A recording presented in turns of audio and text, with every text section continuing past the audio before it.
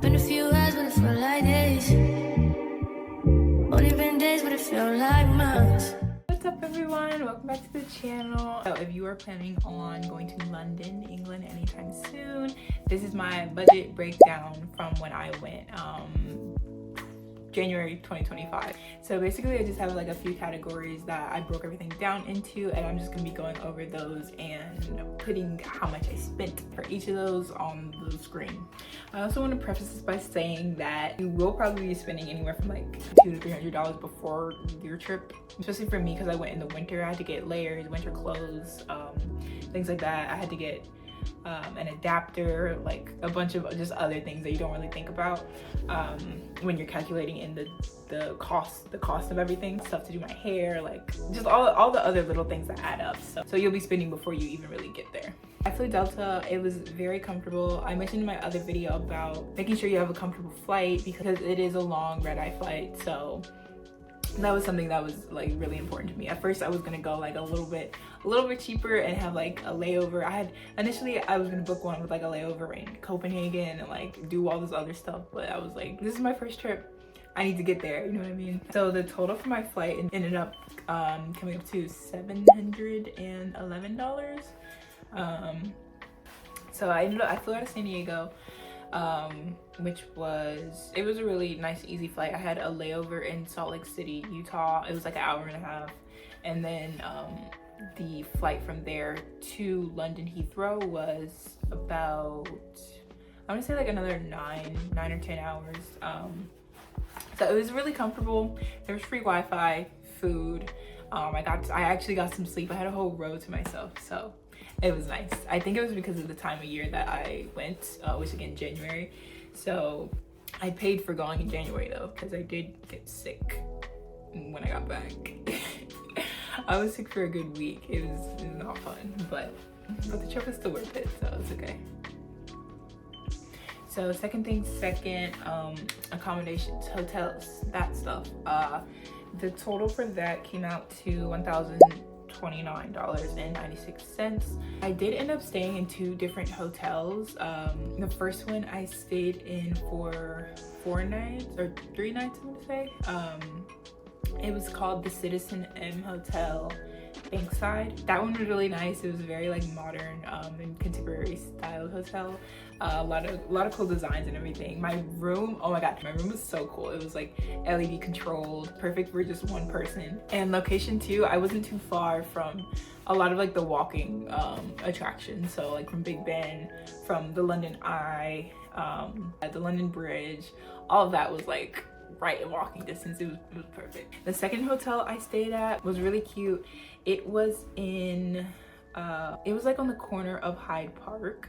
The area was really nice. It was a little bit more like residential than obviously in the city near most of the other touristy attractions and things. I stayed in that second one for 2 nights, but together combined it was $1,029.96. So that was pretty much in my budget. I was trying to stay under $1,100, I believe. It ended up working out really well. Now for my excursions, I'm gonna tell you guys the total and then break it down for each thing that I did, kind of sort of.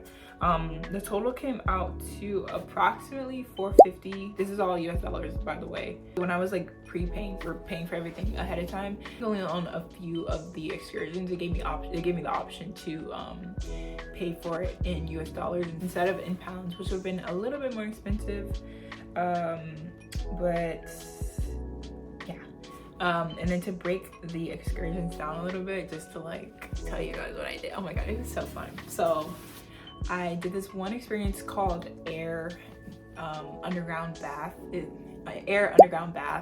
I'll put a link to it below if there's one near you and you want to check it out. But it's basically these underwater salt baths. They're each like different temperatures, and you kind of just go around, you got your swim stuff and everything on. You're kind of just like chilling in the water. I think they offered sparkling juice, like chocolate, things like that. It was really cute. It was a really cute experience. I booked that one for an hour and it came out to about $188 or so. And then my next excursion was actually going to Paris for a day. I took the Eurostar. It was $70 both ways, so about $140 total, and it was an experience. I didn't really get to explore Paris as much as I wanted to, but it's okay. Because I'll be going back. Don't worry, I'll be going back.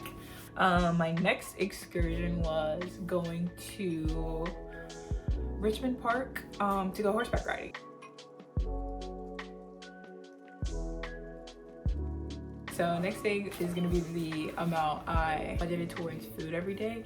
I don't really eat a lot, and I wasn't planning on going out to eat at like super expensive restaurants or anything every night. But I think I ended up eating out like that maybe like 2 or 3 times. But overall, I budgeted $175 for food. So that would be $25 each day. I figured I wouldn't even be like spending that much on food every day, because I knew of like a few spots already where I could get like bigger portions for like a little bit less, right? I did my research beforehand. That's what that was. Yeah, so I budgeted about $175 for food every day, which again, $25 a day. Some people might do more, some people might do less, but that was like perfect for me.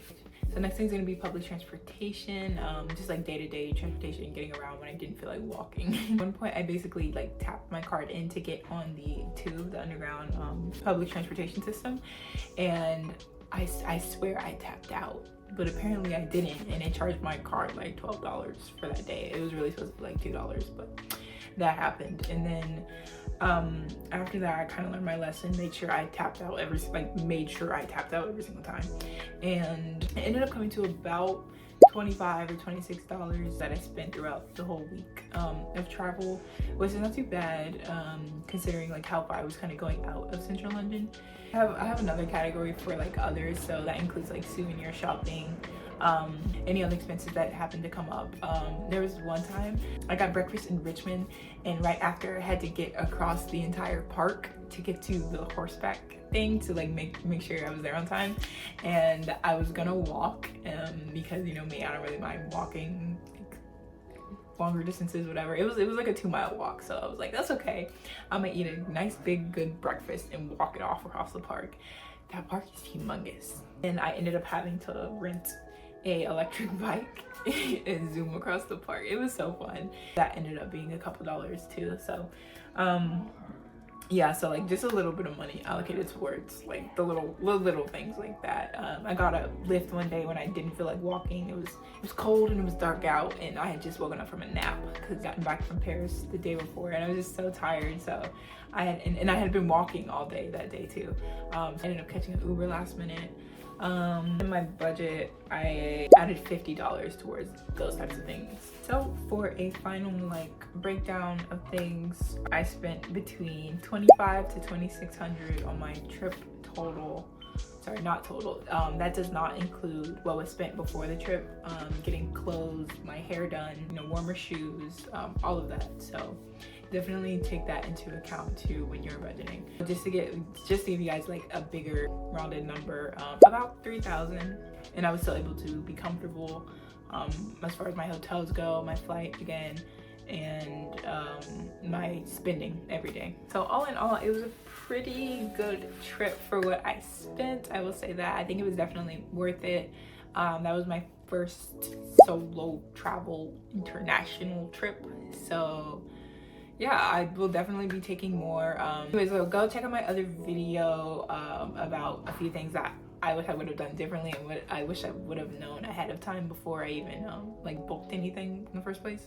Yeah, I'll see you guys in the next one though. Bye. Hope you doing what you want. What you want?